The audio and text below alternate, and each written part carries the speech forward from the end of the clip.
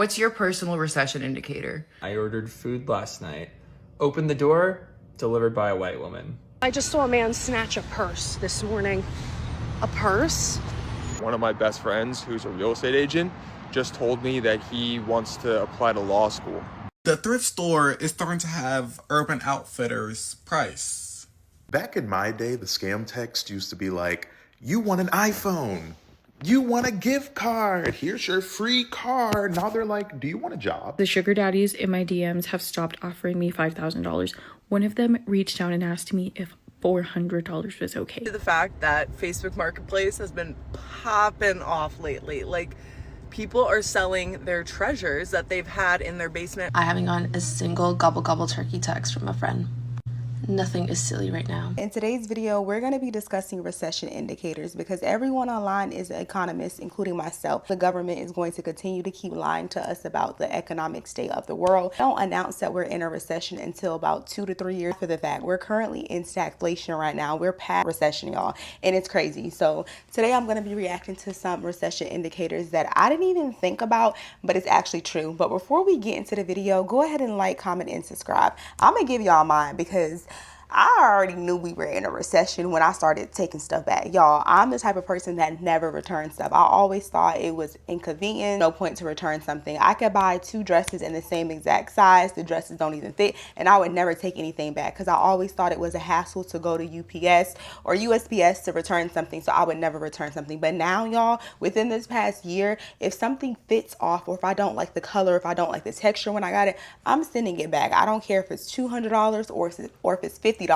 I'm sending it back. That's mine. And then another recession indicator I notice is everyone treats being a S worker like it's normal. And I'm not going to say S work was never a thing because there's always been escorts, but people post their OF links as if it's a new job opportunity, or if somebody has an OF, we share it like we're sharing a post about a birthday. Like, it's just no shame when it comes to that anymore. But let's go ahead and get into today's video. Beauty salons are recession indicators, and yes, we're in one right now. I went to get my eyebrows done a few weeks ago, and the salon was completely empty. I'm talking, I was the only customer. Keep in mind, this was a Saturday afternoon, and I was talking to my eyebrow tech, and she was like, yeah, super unusual. It's summertime. This is normally our peak busy season. As one of the best salons in Chicago, they should have clients. So she's like, I'm gonna say it, we're in a recession. She starts explaining to me the politics of salons, which I find really interesting, in that a lot of her clients are the wives of very wealthy men.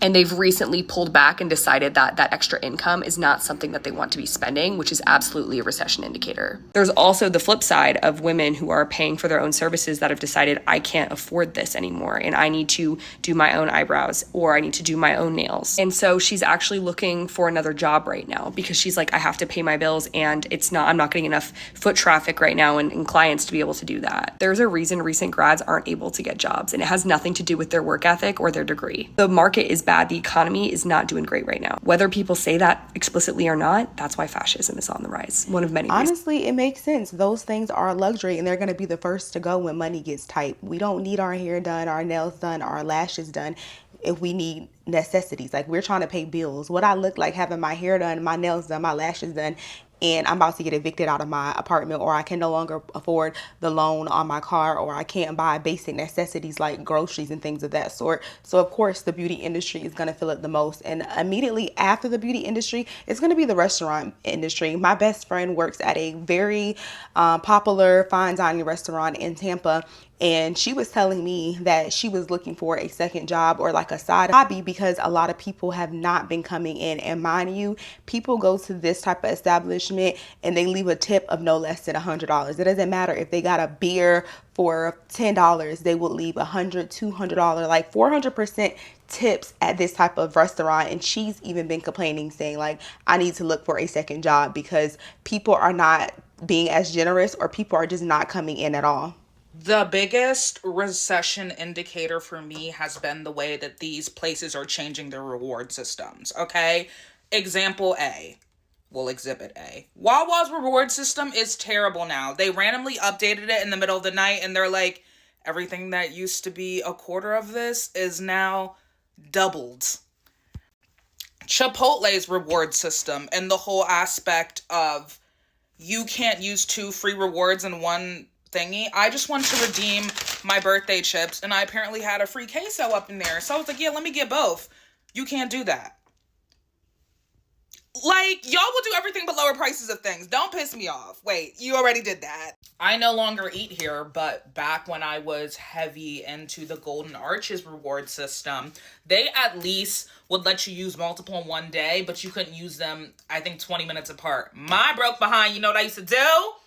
I used to get one on one way and another one on, like, if I was, like, a far distance, I would stop at one, and then I would stop at another one 20 minutes away, which will be closer to my house. Think smarter, not harder. And also, if I'm literally giving you guys my money, the least you can do is give me a little free thing every now and then. Be so for real. And also, Dunkin' got rid of their, like, free item you can get for your birthday. Now they just give you 3 times the points. Don't piss me off. They noticed this probably like 2-3 years ago. I used to always go to Starbucks, y'all. And if you are an avid Starbucks you could get something for free probably once or maybe twice, or maybe like I'll say it twice or a few times a month.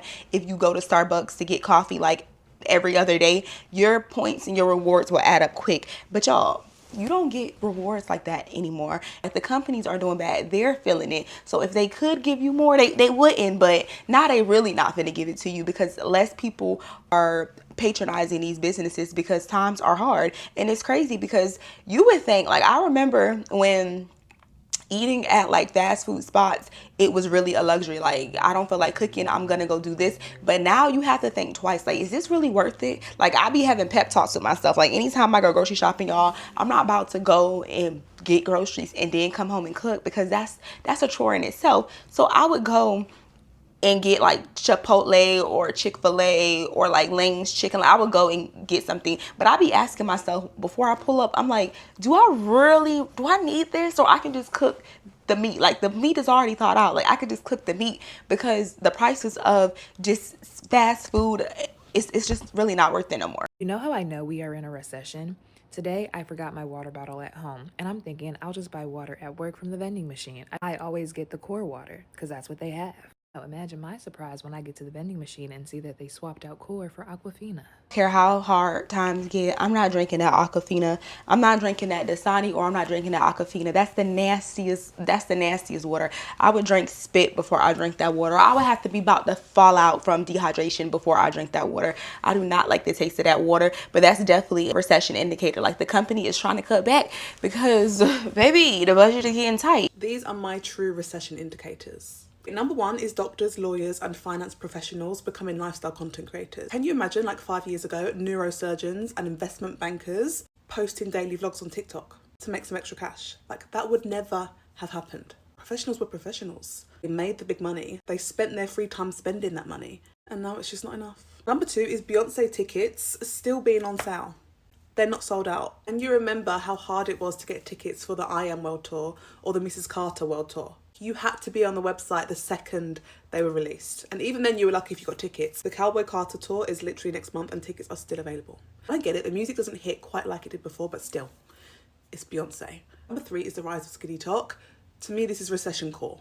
People don't have money to buy good food. People don't have money to go out and fine dine. People don't have money for personal trainers. People don't have money for expensive gym classes. So instead we see the rise of eating nothing and walking. Like, both are free. It makes sense. How miserable. Next is the rise in child-free champions. Like, people do not want kids anymore. Say what you want, but having money makes having kids 1,000 times easier. Like, being poor with kids must be hell. Child-free by choice equals recession indicator. Next, the one that makes me really sad is the bar for aspirational content is so low. I used to love watching creators just for the aspirational motivation and inspo. I absolutely want to see your designer hauls. I do absolutely want to see your crazy mansion. I absolutely wanted to see your crazy cars. And yes, I wanted to see you in the Maldives. These days, aspirational vlogs are waking up, going to Pilates, getting a matcha and going to M&S. Like, how boring. I want to see luxury and I want to see excess, but recession indicator. And lastly, DIY beauty. The girlies are doing their nails at home, hair at home, laser at home. They are even micro needling at home. If that's not a recession indicator, I don't know what is. I don't know. Like, that's just wasn't a thing. Like, you see neurosurgeons and engineers, they're trying to be content creators or they're trying to be influencers. And at the time, that wasn't a popular thing. Like, if I want to study or practice any profession, I could probably go on TikTok and look up day in a life of a 7-figure doctor. Like, I can look this stuff up and this information is accessible to me because a lot of people are now monetizing content creators. And I also have seen a lot of people with high level jobs, they are quitting their jobs for social media because it's just that lucrative. So I can kind of see both sides of it. It's like, why limit yourself if it doesn't compromise your job? I'm not talking about the people that work in the medical field where they're doing day of a life as a nurse. Like, that doesn't make any sense. That's against code of conduct a lot of times. But I don't know. That's a little, it's iffy because if I was a teacher is considered a professional, and I see people do day in the life of being a teacher, and it is a bit risky because you're dealing with people's children, but at the same time, you're not getting paid a whole lot as a teacher, so I can see why you would want to supplement your income by also doing content. But she lost me when she was like the DIY. I feel like ever since the pandemic, like 2020, people been tapped into doing DIY because they realized that they could do it. Like, before, people would just go out and get their hair and their nails, and they would go to people for like maintenance and stuff because, you know, that was just convenient. That was just what we did. But then once the pandemic hit and the world stopped, people realized like, oh, I actually can do this myself and I thoroughly enjoy it. So I'm 50-50. Like, even prior to me like doing stuff myself, I always, like, prior to the recession, like prior to 2020, when the economy was good, when everybody was up and they had the stimmy checks, I always did most of my maintenance stuff by myself because I've always realized that the price that we paid, it wasn't really worth it. And then you weren't really ever paying for a luxurious service. Like, the only thing that was luxurious about it was the price tag, but the service that you would get, it wouldn't be worth it. But let's go ahead and go to the next one.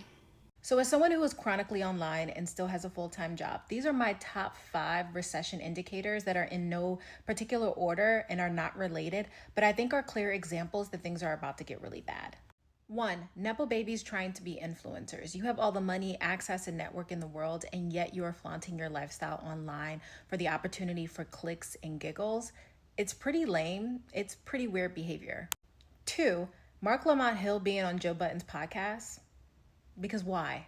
3, Trump making Marco Rubio do like 5 different jobs with no increased pay. 4, and I think we've seen a lot of this, is pastors now locking the doors of the churches in order to force the congregation to give more offering.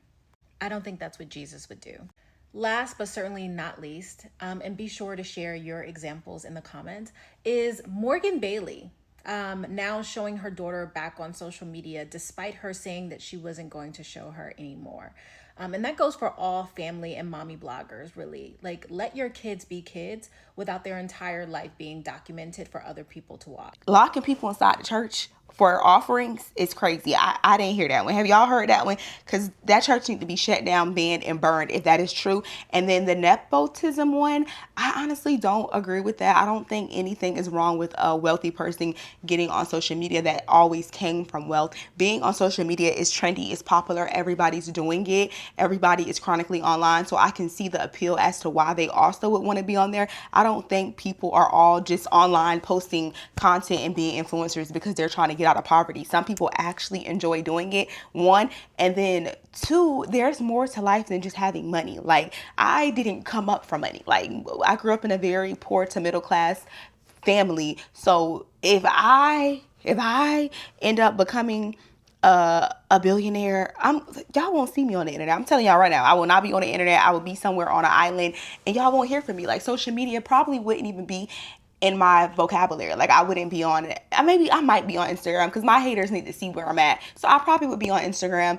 I probably would watch YouTube, but I probably wouldn't really post a lot on YouTube because I feel like once you're in a different category and you're that wealthy, you need to protect that. You don't need to be online. Like how people are online and they flaunt their wealth. I wouldn't want to do any of that. Like, I would just go ghost. I would pop up here and there and do the content that I want to do, but I wouldn't be on here as consistently. But I feel like a person that grew up with wealth and that was their everyday life, I don't think there's anything wrong with them wanting to be on the internet, because money is definitely not everything to a person that has always had money. And there's more to life than that. Sometimes people do things because they have a purpose. Like they want to feel like they have a purpose. I don't know. I don't equate being a Nepto baby as a reason as to why you shouldn't be on the internet. But that's just my spill. Let me know how y'all feel about that. The biggest recession indicator that I can see, and really there's a couple of them, that people that I know with really good occupations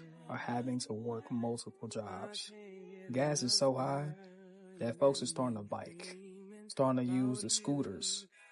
Bro, taking a day off seems like almost financial suicide. Celebrities are doing gambling ads at crazy rates, even cell phone ads. Folks that you think that should be retired from music are going on tour, bro. Let me tell you, times is hard, bro.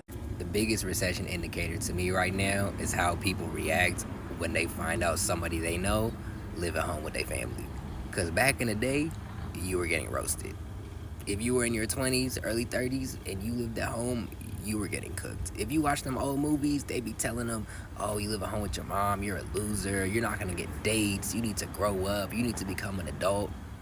People are not moving like that anymore. You find out someone lives at home with their family in today's world, you like, so bro, you telling me that you don't pay rent and you got a good relationship with your parents? How did you do it? like people that turn living at home from being broke to, oh, I'm stacking. Like, bro, we live in the opposite day. The economy is cooked.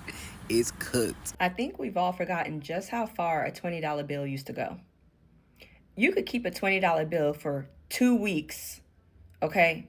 And I'm talking you'd be well fed, you probably would have went to the movies and maybe bought you something from Forever 21.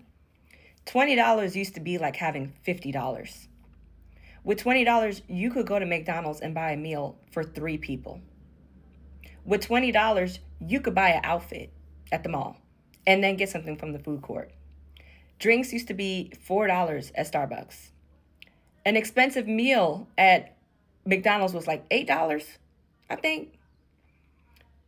Going to the movies used to be like $2 to $3, sometimes $5. An expensive movie theater, again, was $8.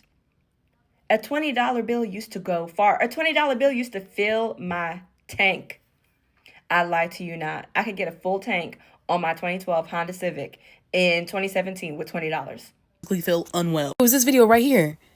I just realized after seeing this video, I have not seen full carts around the store in such a long time. I genuinely think about it. When you go around, you'll maybe see like 1, 2, maybe 3 people with full carts in a Walmart.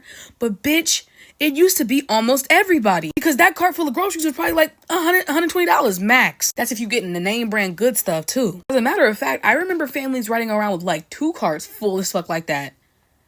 I haven't seen that in forever. Like, yeah, okay, 2005 was 20 years ago, so obviously prices are going to change. But from having a cart like that go from $100 and $120, that would at least be easy $300 today. Easy. Now I'm sitting here trying to think, have I even had a grocery cart like that as an adult? Because like, obviously I've been grocery shopping, like I filled up my entire apartment before, but I can't remember the cart ever looking that full. The most I've ever spent on groceries is like $275, $300. What the fuck? It did not look like that. Whoever said that food is about to be seen as a sign of wealth, yeah, you're right. Because if I saw a family walking around right now with 2 full carts, I'd be like, oh, they got money. No, because I'm going to tell y'all what a real recession indicator is. Watch this. I just went on a first date with this guy, right? Okay. First date. Keep that in mind. One of the questions that this man asked me on this date was, how much are you spending in groceries every week? First of all, why are you asking me that? Second of all, you don't need that information unless you finna fill up my house with groceries. So are you finna fill my house up with groceries? I asked him. He's like, I can. But in the back of my mind, I'm like, why would any man ask you on the first date how much you are spending in groceries? Not lying, because I actually don't think I've ever filled a cart up. Partially because it's just me. I don't have no kids. Unless people are having kids now. So then again, you don't need that many groceries. Like back then, maybe like 10 years ago, it was normal for people to have like 3 to 4 or 5 kids. Like my mom My daddy's side, we're not gonna talk about that side, but my mother's side, I have 3 other siblings. That's a family of 6. And we would have 2 carts full like that. Like, I don't never not remember going to the grocery store and us having like just a half a cart or a cart that was not filled all the way to the top, like spilling over the top. Like, I would have to carry some of the groceries in my hand when we made it to the register, because that's how much money my mom would spend on groceries. But we also had a big family, so it made sense. But now that she said it, I actually don't recall seeing that in a while either. Like, I don't ever recall in the last year seeing a cart filled to the top, because if you do, honestly, you know what, if I did, my brain would automatically think like, oh, they got EBT. Like, that's what I would think, because even with my carts being halfway filled and it's just a family of 2, I spend $300-$400 every 2 weeks on groceries. So I can only imagine what a cart that full plus 2 carts would be. That would definitely be a thou wow easily in today's grocery stores, because the prices are outrageous. Another recession indicator that I have seen in the past since 2010 forward, when I got into real estate, and this doesn't necessarily apply to real estate, it's how rude people become. People get desperate. They get a little desperate for money, and they take their stresses out on you. I have been seeing just bad behaviors all over the board, not necessarily from other agents, but just in professional spaces. I just think seeing people kind of unwind. I don't see people enjoying their hobbies as much. I don't see people talking about their hobbies as much. I don't see people really doing, like, all they do is just work, drive around, do side hustles, stay broke, stay miserable, and I think it's making a lot of people here in the United States very angry. And they're taking it out on each other. But give me your thoughts. It's funny that he said that, because me and my mom have this thing where we say her pockets must be funny, meaning when people do not have money, they move completely different. I feel like the broke you tells you who the real you is. Like, it's easy to be happy and positive and optimistic when life is going well, the economy is doing good, you have a job, your kids are well fed. But when people are struggling to meet basic needs, to put food on the table, to put gas in their car to get to work, to pay their bills, of course, nobody's going to be nice. Even on the internet, I noticed there's a lot of people, like, you'll see successful people showing luxury hauls or new cars that they got, or just accomplishments, and sharing their accolades. And a lot of people would be so negative and pessimistic in the comments, and it's because they're miserable. Like, the people that are not doing well in life and that are super miserable, those are the people that are probably struggling the most in this economy right now. Or that's at least how I see it. Like, somebody that leaves me a nasty comment, I don't take it personal. You're struggling. Like, life is not going well for a lot of people right now. So I tread lightly. I don't argue with people in public. If you cut me off in traffic, you got it. Cause I'm not trying to go out like that because you just got fired from your job. Like, the world is in shambles right now. So I'm very just, you want to go? You got it, because people are living on edge. But that's the last video, y'all. Let me know some recession indicators that you have personally felt, or something that you just noticed that I didn't already mention in this video. Don't forget to like, comment, and subscribe, and I'll see y'all in my next one. Mwah.